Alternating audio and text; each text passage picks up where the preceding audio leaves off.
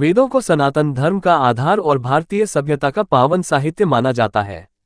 हिंदू धर्म की सबसे प्राचीन आधारशिला वेद ही हैं।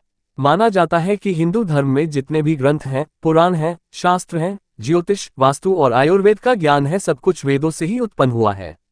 ज्योतिष एक्सपर्ट्स का कहना है कि जब भगवान विष्णु ने सृष्टि की रचना के बारे में सोचा तब उन्होंने सबसे पहले ब्रह्मदेव को अपनी नाभि से प्रकट किया और उन्हें ब्रह्मांड की उत्पत्ति और सृजन का कार्य सौंप दिया।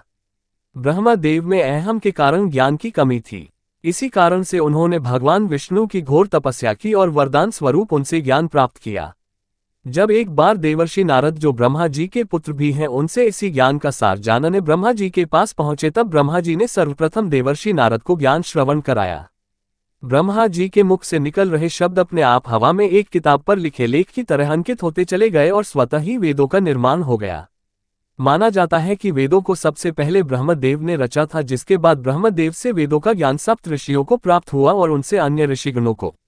समय समय पर वेदों को कई ऋषियों द्वारा लिखे जाने का प्रयास होने लगा, लेकिन ब्रह्मदेव ने जिस ज्ञान को वेदों में अंकित किया था वह क्लिष्ट संस्कृत में था। इसी कारण से कोई भी वेदों को लिखने में असमर्थ था।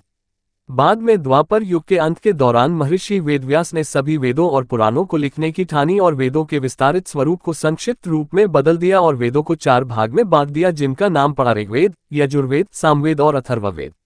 यानी कि वेदों की भाषा को आम मनुष्यों द्वारा समझा जा सके इतना सरल बना दिया।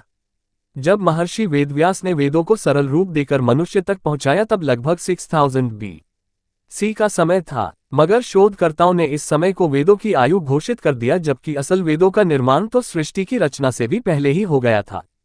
तो इस तरह वेदों को 2 बार रचा गया, एक ब्रह्मदेव द्वारा और दूसरी बार महर्षि वेदव्यास द्वारा।